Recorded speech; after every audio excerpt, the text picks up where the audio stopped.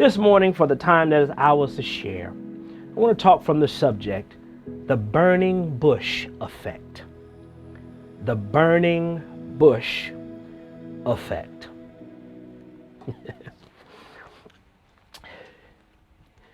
You cannot escape the inescapable. You can't get away from things that have a hold on you.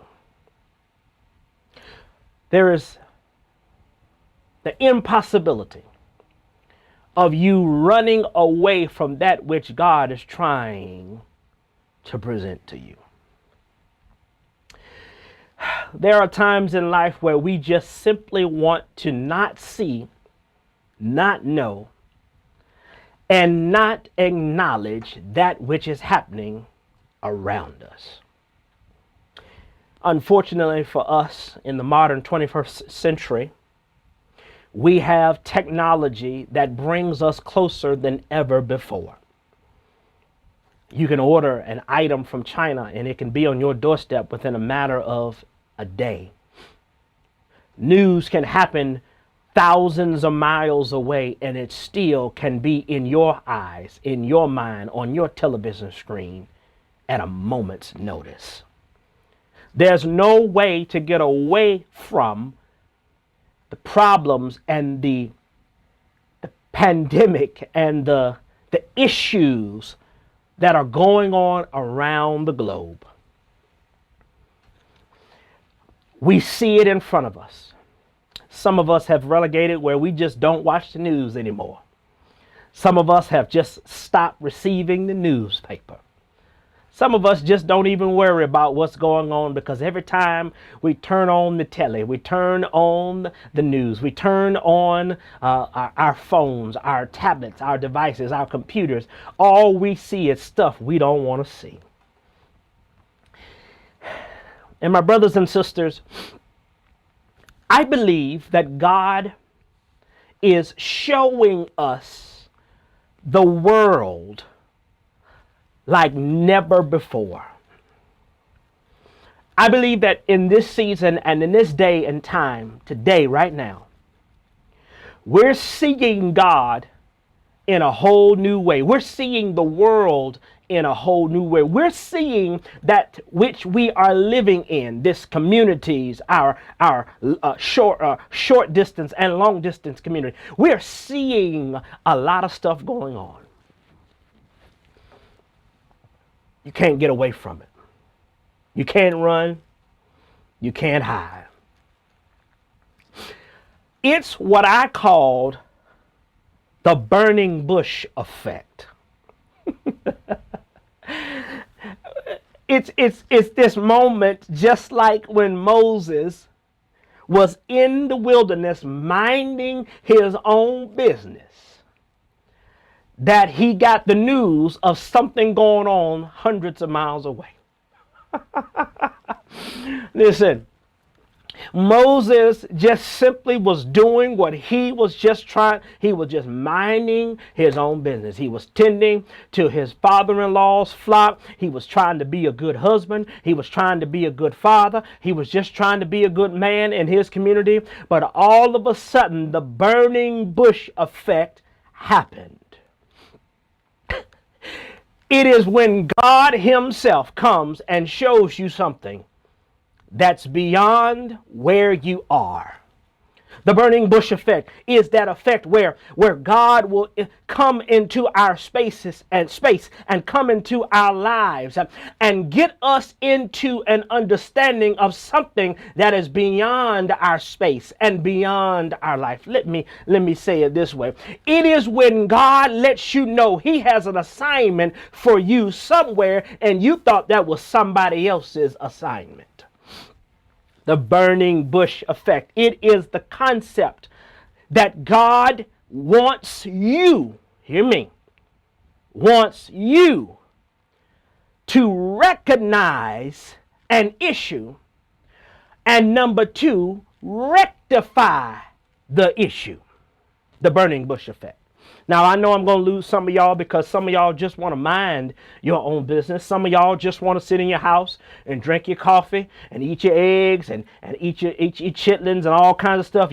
I know you just want to mind your business. You don't want to bother nobody. You don't want to be in nobody's business. You don't want to be on nobody's timeline. You ain't trying to be famous. You're not trying to be out there in the world. You're not trying to go viral. You're simply just trying to mind your business. And I hope you don't turn me off today, because the burning bush effect is it still will get you even when you're not paying attention. I need you to hear me. I need you to hear me. Even when it's not there in front of you, when you're trying to be farthest away from it, God still has a way of getting your attention in the most unassuming places. In our text today, I'm going to prove it. In our text, Moses was minding his own business, and he was in the Midian country. He was far away from Egypt. He was doing his own thing, and all of a sudden there is a bush on fire. The burning bush. The bush starts to burn, and now all of a sudden there's a conversation between God and Moses in the form of a bush that's on fire. God tells Moses that there are some things I need you to do. And here it is. Moses is minding his own business. You see it in the beginning of the verse, of the chapter. You see that Moses is pasturing the flock of Jethro, his father-in-law. He's doing only that. And all of a sudden, the angel of the Lord comes along and shares something with him. And here's what I need you to see. Just like Moses was minding his own business, what you see Moses here doing is being faithful to that which he's been assigned. Moses is being faithful to that which he is being assigned. And so, why wouldn't he be a good candidate for another assignment? I know what you're saying. I don't want no other assignments. I'm just trying my best to be faithful over this flock. I'm trying my best just to do my best with this assignment. I'm trying my best just to make it with what I got right here. I know what you're saying, but what God is trying to share with you is that when he is looking for someone, he's looking for folk in a faithful position. He's looking for people. This is the burning bush effect. He's looking for people in a faithful position. You see Moses, and Moses is faithfully over the flock that belongs to somebody else. You can tell how faithful you are as to how good you take care of somebody else's stuff. Come here. Come on in here. Well, you have some stuff that belongs to you, but there's some stuff in your possession that doesn't belong to you. And the faithfulness comes not with the stuff you own, but the faithfulness comes with the stuff that belongs to somebody else that's in your care. And what he does is he's faithful to the things that belong to someone else. He's minding his own business. He's ruling his own world. He's doing his own thing. He's coming, he's going, he's doing what he needs to do. And all of a sudden, the burning bush effect is in full effect. Here it is. Moses is here minding his business. And here's the first lesson. Let me give you the first lesson. Here's the first lesson in the burning bush effect. The first lesson in the burning bush effect you see is in verse 2, where he ignites Moses' curiosity. Look at it. He ignites his curiosity. Verse 2 says, and an angel of the Lord appeared to him in a blazing fire from the midst of a bush, and he looked and beheld the bush was burning with fire, yet the bush was not consumed. Do you see that in verse 2? Verse 2 says that there was a bush that got set on fire in the middle of nowhere, in the middle of a desert. A bush started burning. And this is how God uses what God does in order to get our attention. He ignites our curiosity. He does something in front of us that sparks and grabs our attention. God has a way of getting our attention. What is it?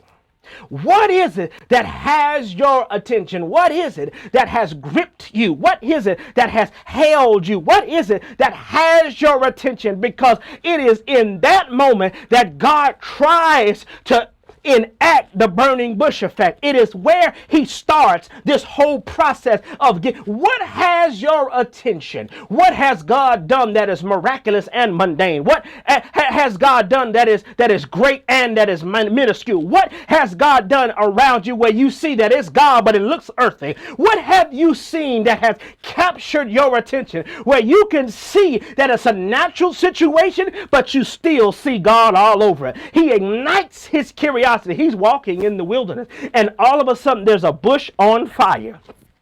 This bush being on fire may be an understanding that it happens. You know, bushes catch on fire. Ain't nothing new. Fire is a normal phenomenon. Bushes are a normal phenomenon. But bushes on fire could be also a phenomenon, normal phenomenon. But it's not likely for a bush to be burning and not be consumed. And this bush that he saw was a bush that was burning, but it wasn't consumed.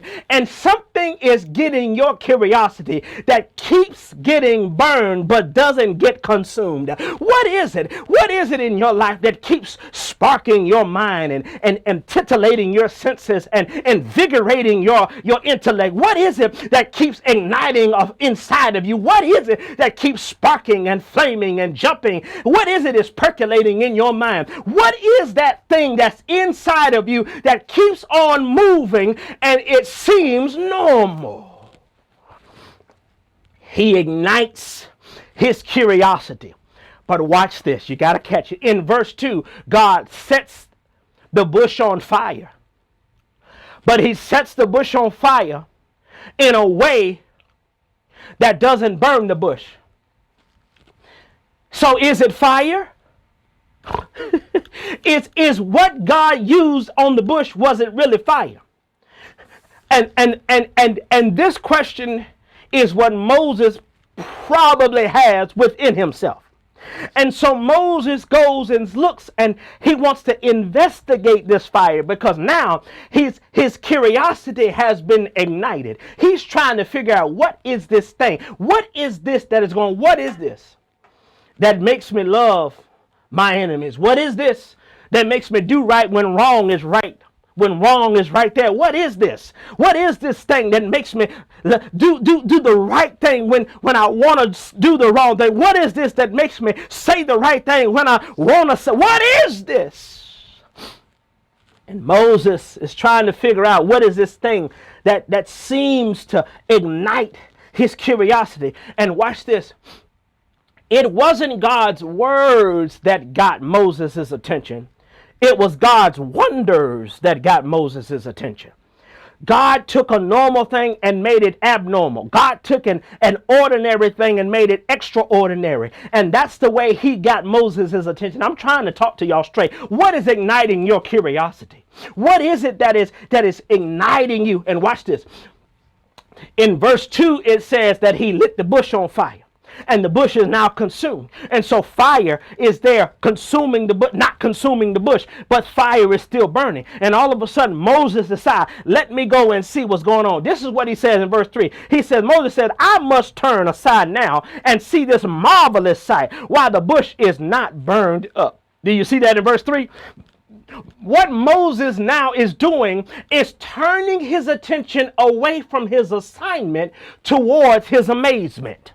Let me say it again. Moses is turning his attention away from his assignment towards his amazement. His curiosity has been ignited, and now he's invigorated and arrested by the fact that this bush is burning and not being consumed. Because Moses is very clear. He absolutely, in verse 3 shows us, he understands how fire works. Fire comes to do a few things. First thing fire comes to do, it comes for purification. A fire will come and it will take off and burn off any impurities that's on it. So you take precious metals and whatever metals that are inside of it, whatever minerals are inside of it, when you put it in the fire, all the impurities will burn off. Fire is used for purification. But not only is fire used for purification, fire is used for illumination. Fire will allow you to see at night. Fire will allow you to see. This is the same same fire that God used to guide the Israelites through the wilderness as a pillar of fire at night. It is not only used for purification, it's not only used for illumination, but it is also used, here it is, for warmification. I can make up words because I am a preacher. It allows you to be warmed. It allows you to get the warmth. It allows you to get heat in a cold situation. And what it does, what this fire does is what it's supposed to do. But when fire is not acting right, now Moses is interested. And I'm trying to help you understand the burning bush effect. What is supposed to be acting one way, but not acting the right way, that's where you need to be looking. What is supposed to act in a certain way, in a certain manner, but it's not acting right like it's supposed to. Is it a marriage? Is it a job? Is it a child? What should be going one way, but's not going that way, it's going another way. Maybe that's what needs to ignite your curiosity and take your attention off your assignment and look at the amazement of how come it ain't working like it's supposed to. Lord, I feel it already. I'm in the first point. And what we see here is now that Moses' curiosity is pricked. Can I go further? Watch this. Watch this. Check it. Check me. Check me. God didn't say anything. It was his wonders that got Moses' attention. His wonders by creating a fire in a bush that was not consumed, he gets his attention. And God doesn't speak to Moses until he knows he has Moses' attention. Okay. Y'all don't, I'm right here in the Bible. Verse 4 says, when the Lord saw that he turned aside to look, God called him from the midst of the bush and said, Moses, Moses. He said, here I am. You see that? It was not until Moses was paying attention to the bush that God spoke to him through the bush. Come here. Come on in. Lean on in. I know you noticed it. I know you've seen it. But have you gave it your fullest attention? Okay. I know it's amazing. I know it's enamoring. I know it's wonderful. But it's not until you turn and look to it and give it some attention that God's going to speak from it. What am I trying to say? I'm trying to tell you that God ain't going to waste his words. God's going to speak when God knows he has your attention. What have you been trying to ignore? Lord, I feel it. I feel it. I feel it. What have you been trying to not see? What have you been trying not to pay attention to? What have you been trying to keep your mind focused on other things? What is it that you've been trying to look at other than that which God is trying to get your attention with? I'm trying to help somebody today. What is it that God has shown you but you haven't seen it yet? What is it that or acknowledged and turn your attention to? What is it that God is trying to reveal to you but you keep ignoring? You keep saying, no, I'm not going to answer that. No, I'm not going to respond to that. No, I'm not going to do that. God is going to keep the burning bush effect is the concept that God will use whatever God can to ignite your curiosity so that you pay attention to what he's got to say. And maybe, just maybe, you haven't heard God because you haven't acknowledged God in the mysteries and wonders of what he's showing you. He keeps trying to show you and get your attention and ignite your curiosity, but you keep saying, no, that ain't God. That ain't what I want to do. And I need you to dump your plans. And I need you to pay attention to what's happening in front of you. Let me move on. The burning bush effect, he ignites his curiosity. But secondly, he invites him closer. Write them down. He ignites his curiosity. But number two, he invites him closer. Now, you're not going to catch this just by reading verse 5. But here's what verse 5 says. He says, then he said, do not come near here. Remove your sandals from your feet, for the place on which you stand is holy ground. I know what you're saying. You're saying, preacher, you just said he invites him closer. But verse 5 says to him, where God says, do not come near here. So how is it that God is inviting him closer when the words say, don't come any closer? Come on. I'm going to tell you. This, you got to catch what he says.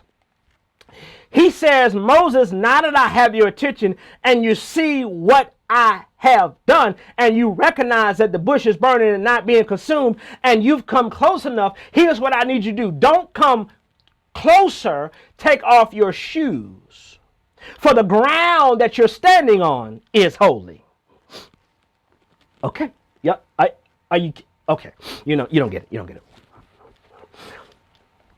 Moses is in a far country because he ran away from Egypt.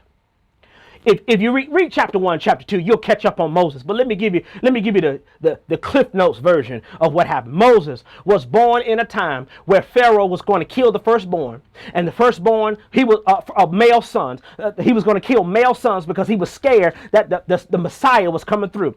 And so he decided that he was going to kill all the males that were born. Watch this. Moses' mother put him in a wicker basket in a small ark and sent him down the river. Right? Sent him down the Nile. Sent him down the river. And all of a sudden, Moses' daughter finds Moses. Pharaoh's daughter finds Moses, and she takes care of him. Read chapter 1, chapter 2. Let me get to the point I'm trying to make. Moses grows up in the palace under the household of the Pharaoh who was trying to kill him. All of a sudden, Moses was out in the street one day and he saw somebody who needed help. He ended up fighting off an Egyptian and killing that person. So when Moses was trying to help, he ended up killing someone. He runs and he's on the run. And here it is now, 40 years later, that God speaks to him. He's a murderer. He's a man on the run. He's outside of where he's supposed to be with his family. And now he's on the run and God invites him closer. You don't see it still?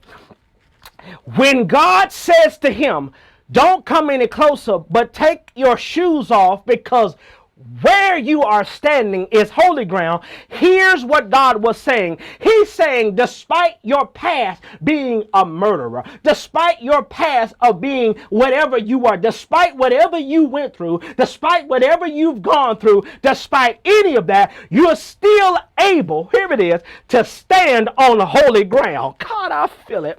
And even though he told him, don't come any closer, Moses was close enough already to the holy, because when he told him to take his shoes off, he was on holy ground. Okay, all right, let me make this live. Most of us wear shoes. I'm pretty sure most of us wear shoes. And whenever we put our shoes on, our shoes protect our soles, the soles of our feet. Our shoes protect our soles. And so we don't feel the little rocks and the big rocks and the jagged edges and things and sharp things and crazy things on the ground when we walk across. But when you take your shoes off, and you begin to feel that which is on the ground, you have to actually feel it. And you're closer to the ground than you've ever been. Have you ever stepped on a Lego? Have you ever stepped on some type of small object, but if you would have had shoes on, it would not have bothered you? It is because it got closer to you because there was no protection. And what Moses is doing, God says, take off your shoes and let your feet touch holiness.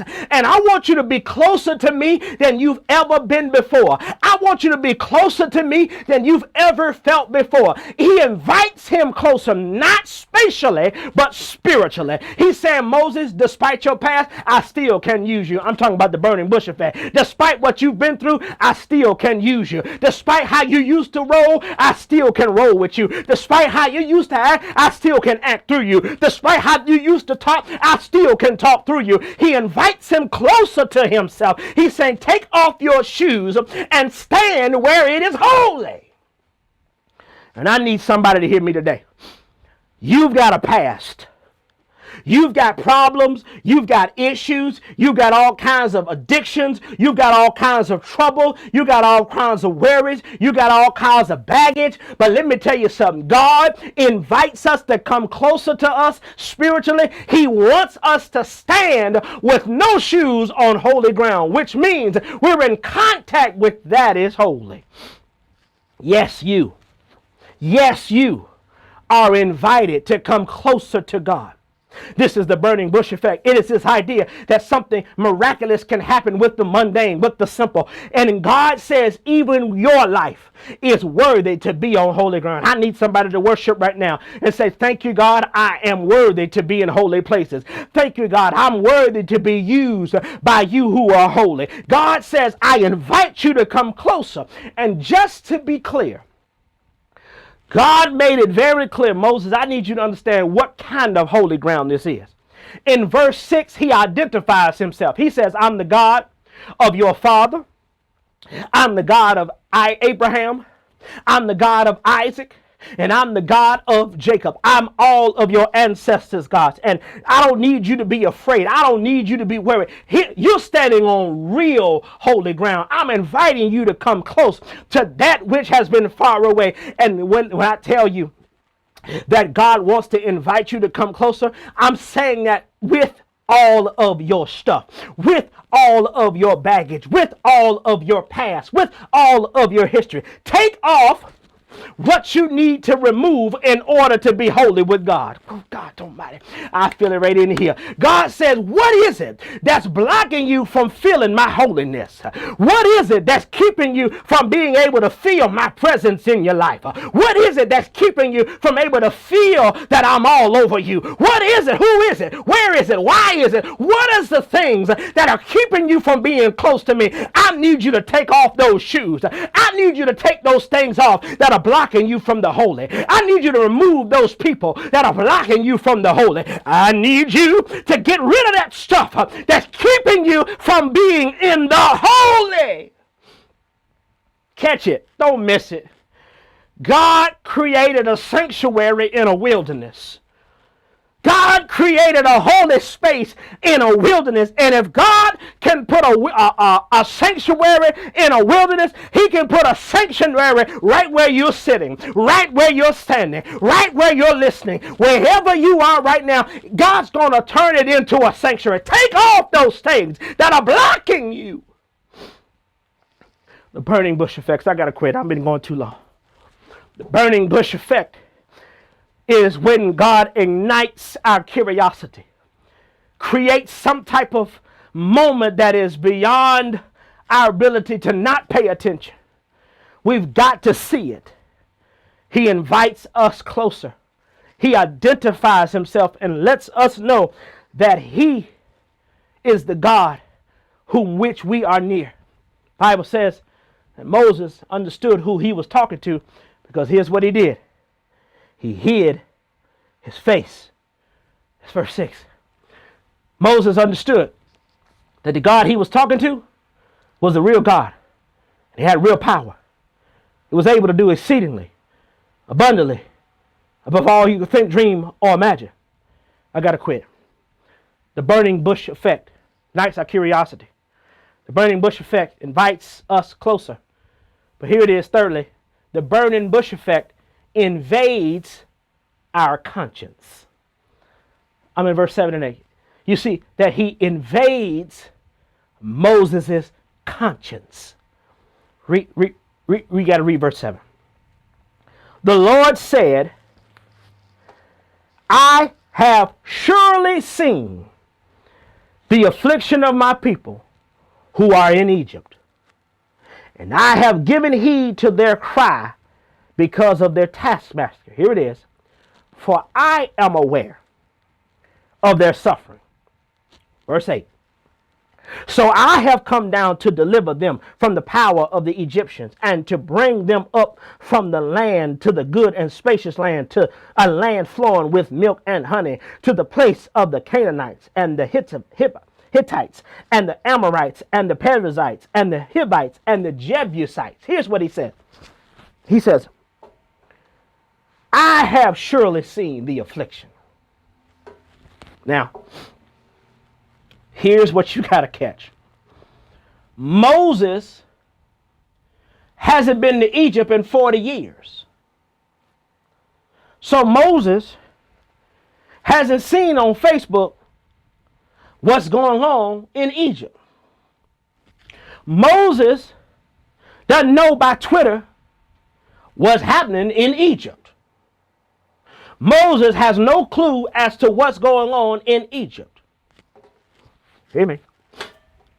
So now Moses, minding his own business, on the run because he killed somebody 40 years ago, is now getting a dose of what God is seeing. Hear me? Verse 7 says that God says to Moses, I have surely seen the affliction of my people. God is saying to Moses that there is affliction going on in Egypt. He's saying to Moses, I have heard them cry because of their taskmasters. He says to Moses, God says to Moses, I know of their suffering. And by saying this, he invades the conscience of Moses because now Moses knows it. I need you to get this. He's saying to Moses, Moses, there's a problem in Egypt and I see it. And what happens now is now I'm upset. Here's what happens. When God invades our conscience, two things happen. On the earthly side, it activates our activism. When we see the injustices of the world, when we see the disparities of the world, it activates our activism. But on the heavenly side, it is because the Almighty has been agitated. Listen, you can hurt us enough where it's messing with us and we upset. But you in a whole lot of trouble when God gets agitated, but you keep fooling with us. Now, let me talk plain here today because it's time out for all this playing and stuff. There's too much killing. There's too much brutality going on. There's too much stuff going on in this world. And God is going, listen, you keep playing with God's folk. You keep playing with God's people. You're going to find, because we've activated our activism, but as soon as you activate God's agitation, you're going to be in trouble. Because when God says, I'm getting ready to raise up some people to change the path of this world. I'm getting ready to raise up some people to make some things. Why? Because I need to see some things different. And the burning bush effect is this idea of God invading our conscience to create a brand new world. God coming into our lives and showing us and exposing us and giving us insight to what's happening in the world so that we can activate our activism and make change that needs to happen. And I want to inspire some of y'all today to understand that what God is trying to do, he's trying, you keep seeing it. You keep turning on the news. You can't get away from it. You keep getting mad. You keep getting upset. And God keeps saying, I need your conscience to be pricked. God, you keep understanding. You keep seeing that there's an understanding that is far from the left side and the right side, that we can't meet in the middle. God's saying, I'm trying to invade your conscience. And if you would let God do it, watch this. Hear me. Check this out. I need you to see it. He says in verse number 8, I have come down. Lord, I about lost it when I read it. Did you see that? God says to Moses, I have come down. Woo, Lord, have mercy. God says, I'm tired of watching y'all do it. I'm going to fix it. I'm going to do it with my own hands. I'm going to do it with my own power. And I want to tell somebody today that the burning bush effect will lead God to come down into some stuff. God's going to get in the midst of all your mess. God is going to get in the midst of all of your troubles. God is going to get in it and he's going to deliver you. He's come down to bring you up. He says, I've come down that they may come up. And I'm glad Jesus came down. I'm glad God came down, because when he came down and I came up, his come down is my come up. When they put him down in that grave, he came up out of that grave 3 days later with all power, raising you and raising me all the way up. And we're all the way up right now simply because he came down. And I'm grateful that the burning bush effect is in full effect. God sent his son to ignite this world in a curiosity. He invited us closer in relationship, and he invades our conscience with his word and his gospel. And because of that, he's going to take us higher than we've ever been before. God bless you. God heaven smile upon you. Because I know that the burning bush effect is going to take us to another level, because God has come down. Let me pray.